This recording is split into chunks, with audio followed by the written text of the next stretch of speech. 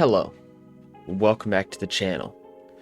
Today's topic of discussion will be the forgotten F4 that struck Xenia, Ohio. This might be a part of a series that might discuss the forgotten violent tornadoes throughout the history. Let us first talk about the big brother of the Xenia 2000 tornado. As you may guess, that is the 1974 F5, of course taking all the attention away from this tornado.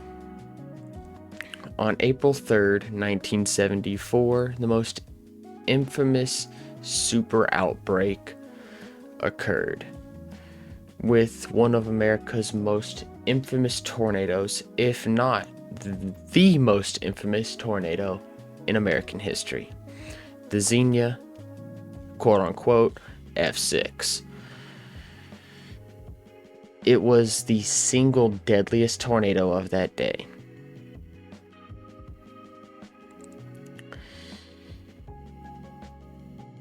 Killing 32 people and being one of the 7 F5s that occurred. It was a major driving force behind improvements of warning systems, alarms, and safety protocols across the United States. It was also one of the unofficial F6s, one of 3, declared by Dr. Ted Fujita, the creator of the F-scale. After the tornado hit, 5 new sirens were installed throughout the city. However, all those years later, in 2000, this would not be enough. Let us now go into the main topic. On September 20th, 2000, a violent tornado touched down southwest of Xenia, Ohio. Before tracking directly towards the town, the tornado was only on the ground for 9 miles. However, in that 9-mile stretch, it reached F4 strength with winds over 207 miles an hour. It was the first violent tornado to hit the city since the F5 of 1974. These two tornadoes had very similar paths, almost paralleling each other until they crossed paths at the end of the 9-mile stretch. Now, this tornado, like I said, reached F4 strength. An F4 tornado moving towards another populated area. Only one siren in this whole city sounded. This sounds like worst case scenario. An F4 moving towards a city with only one tornado in the whole city going off. Fortunately, only one life is lost. Of course, the actions taken by Xenia prior to the event were highly criticized because only one siren sounded. The tornado would first touch down near a golf course southwest of Greene County Airport, and it would begin to track to the northeast, heading directly towards the city of Xenia. Ground scouring was noted as the tornado moved towards the city, and the tornado frequently produced skipping as it damaged trees and other structures. A home near the city of Xenia was damaged as it moved over. As the tornado continued to move northeast, it would cross an overpass that connects Highway 35, and several cars that were stopped on it were lofted into the air and thrown into ditches, injuring the drivers. A short distance to the north, the tornado would continue to produce ground scouring, which, for those that don't know, that is where dirt, grass, crops, whatever is ripped out of the ground as the tornado moves over, and cyclodial marks of the core is left. It would then cross over Hedger Street, where it would damage a Walmart and obliterate a tire store. It would continue to damage structures moving towards Xenia, retaining an estimated forward speed of 65 miles an hour. Most tornadoes don't have this kind of forward speed. This tornado is incredibly fast. As the tornado struck a fairground to the northeast of Xenia, here the only life it would take is where it happens. James Mullins Jr.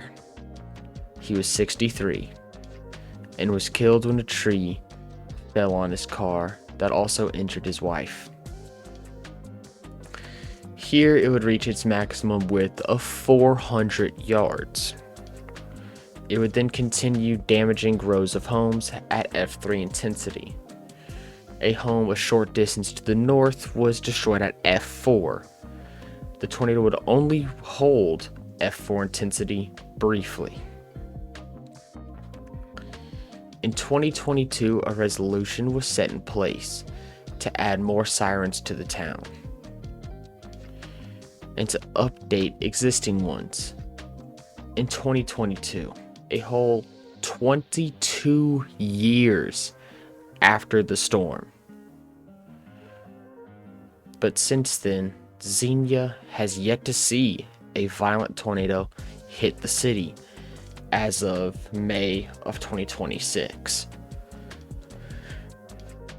Although Greene County, where the city of Xenia sits, has seen 2 EF3s, one in May of 2012 and one in May of 2019. The residents of Xenia, if they're older, will never forget April of 1974, and those who are younger will not forget September of the year 2000. I almost said 2022. Just like the video before this one, a little tornado fact.